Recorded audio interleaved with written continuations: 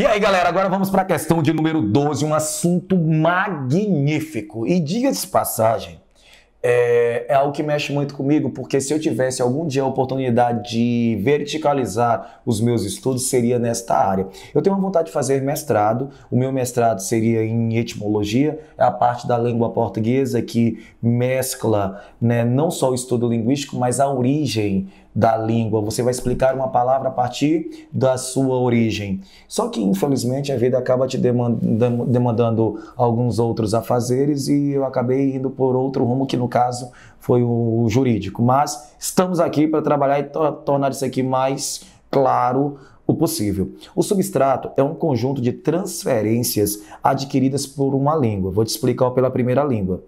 Ou língua materna depois do contato com uma segunda língua. Quando aqueles chegaram, eles encontraram os autóctones ou os silvícolas. Tio, mas colocaram um nome de índios porque acreditavam ter chegado nas Índias.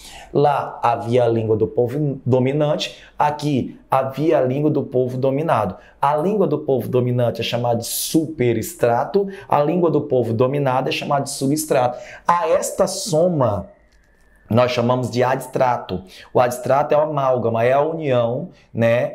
E, lógico, não só a união, mas a interferência da língua do povo dominante, mais da língua do povo dominado, que chegamos ao resultado dessa língua portuguesa de expressão brasileira. Do ponto de vista coletivo, o substrato é um conjunto de vestígios, daí o tupi, que é um substrato, os dialetos africanos é um substrato, que uma língua quase sempre extinta deixa sobre outra língua, em geral de um povo invasor. O povo invasor é o superestrato, traz o superestrato. É a influência da língua perdida sobre a língua imposta, que só se estabiliza após diversas gerações, certo?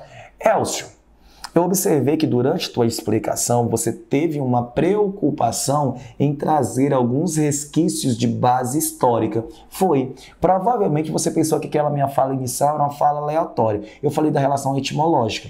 Na relação etimológica é quando você explica a língua a partir de traços históricos ou tentando demonstrar a evolução da língua no decorrer da história, que é a questão da diacronia. Então o que eu posso entender ou inferir? Que entender a língua é entender uma das dimensões imprescindíveis para que a língua seja a língua. A língua tem uma história.